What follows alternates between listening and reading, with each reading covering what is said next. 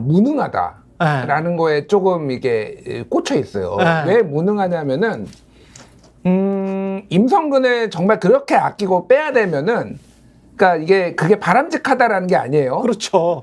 사건 처음부터 그럼 국방부 장관한테 얘기를 해서 이런 부분이 있으니 임성근은 잘 해야 된다라고 몰래 얘기를 해서 박정훈 같은 사람이 수사단장이 엄정하게 했다라는 수사단장이 앉히지 않게 하고 제가 말하는 거는 이게 옳다라는 게 아니에요. 그러니까 몰래 그렇게 하면은 사실 이게 유능하지 못하다. 네, 이렇게까지 안 커지는데 사악하지만 유능한 정권이었다면 그러니까 이명박 같은 스타일이었으면 그렇게 했을 거야. 내가 보기에는 이명박 같은 스타일이면 아주 정교하게 완전 범죄를 처음부터 이렇게 했을 텐데 그럼 너무 즉흥적이야. 맨날 경로하고 오늘 이거 다른 얘기인데 오늘 동아일보 칼럼이 너무 눈에 띄더라고. 이진영 칼럼인데 대통령이 일할수록 나라가 나빠져서야 뭐 이런 거거든.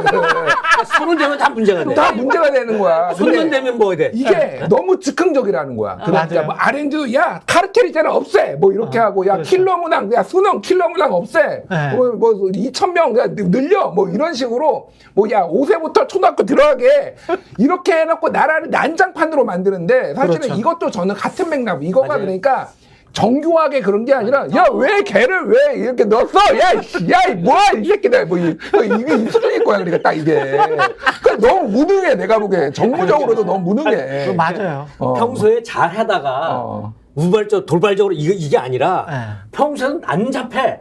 즉흥적으로 여기저기 막 문제를 일으켜. 그러니까 이것도 국민들이 의심하고 보는 거예요. 근데 이것도 그런 거 아니냐라고 보는 거야. IQ와 맞아요. EQ를 동시에 우리가 통합적으로 요새 보면서 지능 이야기를 하잖아요. 그래서 대통령의 뭐 정무적인 능력뿐만이 아니고 정서적인 문제도 좀 있는 거 있잖아요. 기분이 좀 정서적으로도 아니 왜냐면 제가 그런 생각을 했어요. 만약에 이분이랑 비슷한 연령대에 그 60대 초반 정도 되시는 분들이 한 500만 명이라고 보면 이분의 인격은 지금까지 한 행위로 봤을 때는 이분의 인격은 499만 9천 번째쯤 되지 않을까 뒤에서 굉장히 인격적으로 뻔뻔하고 후한무치하고 그러나 본인이 뻔뻔하고 후한무치한 거를 마치 모른다는 척하면서 다 뭉개버리거든요.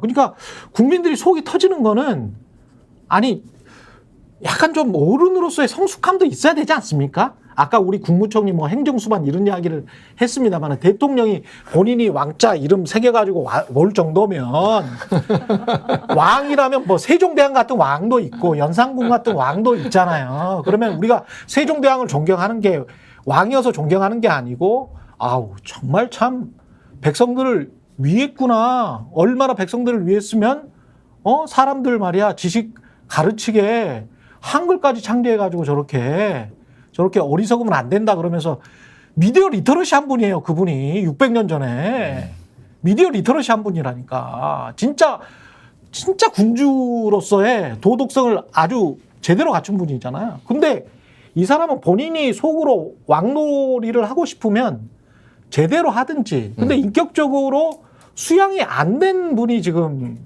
그렇게 높은 자리에 가 있고 그러면서 또 어른 행세는 또 오지게 하세요. 어른 행세는.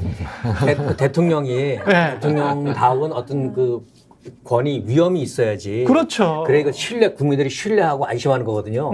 근데 이제 최근까 여러 언론에 보도된 여러 가지를 보면 경로가 잦다고 그러지 않습니까? 자주 경로한다 그러잖아요. 경로. 그다음에 즉흥적이다. 이건 이미 객관적인 사실이 됐어. 이걸 보면 좋게 해서는 절제하는 능력이 좀 떨어지는 것 같아요. 자기 절제. 좀 심하게 얘기하면 저는 분노 조절 장애가 있지 않나 싶어요. 분노 조절 장애가 있는 것 같아. 그럼 리더한테 굉장히 큰 치명적인 그 결함이에요. 이번 그 거부권 행사 자체가 이제 어떤 이제 맥락으로 이루어지거나 뭐 수사 방해가 어떻게 됐다라는 부분도 있고 또 하나 사실 굉장히 저는 설마 안 할 수도 있지 않을까 생각했던 게 뭐 10번째 거부권이라서 계속 반복돼서 뭐 의뢰하겠거니 예상은 하셨겠지만은 법적으로 볼 때는 탄핵 소추 사유가 확실한 것이 생겼다 이렇게 평가받을 지점이 있거든요. 탄핵 소추 사유가 확실합니까? 어떤 부분에서 확실합니까? 그러니까 이게 지금 예. 이제 물론 이제 뭐 국회라든지 헌법재판소가 큰 결심을 적극적으로 해석해야 되는 부분이긴 하지만 지금까지는 사실은 뭐 무능하다라든지 뭐 의심된다, 배우자가 윤리적으로 문제가 있다라든지 뭐 약간 요런 정도에 그쳤는데 이거는 이번 거부권은 이 헌법학자들이 이제 해석을 할 때 대통령이 헌법을 위반한 것이다라고 해석할 만하고 형법학자들이 볼 때는 직권남용죄를 범했다라고 볼 만해요. 아 그래요? 예. 그래서 확실하게 몇 조 위반이라는 것이 나온 최초 사례가 아닌가 대통령의 행동 중에서라고 생각하는데 첫 번째로는 헌법의 7조에 보면은 공무원은 국민 전체에 대한 봉사자다라고 되어 있어요. 공무원은 국민 전체에 대한 봉사자다. 예, 말하자면 구급 공무원이든 취급 공무원이든 일할 때 자기가 사적으로 무슨 자기 권한 행사하는 게 아니라 자신의 업무는 국민에 대한 것만 할 수 있다는 거예요. 국민에 대해서. 예. 국민에 대한 봉사자다라고 되어 있습니다. 그리고 헌법 69조에 보면 대통령은 특히나 취임할 때 어떤 선서를 하냐면 나는 헌법을 준수하고 국가를 보위하며 대통령으로서의 직책을 성실히 수행할 것을 국민 앞에 엄숙히 선서합니다라고 해서 헌법 준수 의무를 선서를 합니다. 그러네요. 그러면 이 예. 두 조항을 종합하자면 지금 본인 자신이 피의자가 될 수 있어서 거부권을 행사한 것이라면 그렇지. 그러니까 만약에 특검법을 나중에 했어요. 근데 예. 알고 보니까 본인이 범인이에요. 그러면 사실 이것은 국민에 대해서 봉사한 겁니까? 이번 거부권 행사가 안 한 겁니까? 아니죠. 자기를 위해서 행사한 거예요. 자기를 위해서 봉사했네. 헌법을 예. 지키겠다라고 선서하고 대통령이 됐으면 그 선서를 위반하면 헌법 위반입니다. 당연히. 국민에 대한 배신이죠. 그러니까. 그러니까 예. 국민에 대해서 봉사한 게 아니라 본인이 거부권 행사한 것이 본인이 수사를 안 받으려고 한 것이라면 이거는 헌법 위반이 되는 것이고 네. 또 하나가 형법에 보면 직권남용. 직권남용죄 많이 말되는 그 123조에 보면 직권남용죄가 있어요. 공무원이 직권을 남용해서 사람의 권리 행사를 방해한 때에는 5년 이하 징역이나 뭐 1,000만 원 이하 벌금에 처한다라는 규정이 있습니다. 보십시오. 권리 행사 공무원이 직권, 본인의 권한, 공무원 대통령, 윤석열 대통령이죠. 예. 직권, 거부권 행사할 수 있는 권한이 헌법에 써 있어요. 법률 예. 제2요구권. 본인 권한 맞습니다. 근데 남용한 거예요. 사용은 했는데 남발해서 사용한 거죠. 왜? 아까 국민을 위해서, 봉사를 하기 위해서 본인의 권한을 사용해야 되는데. 저 직권은 거부권을 남용했다?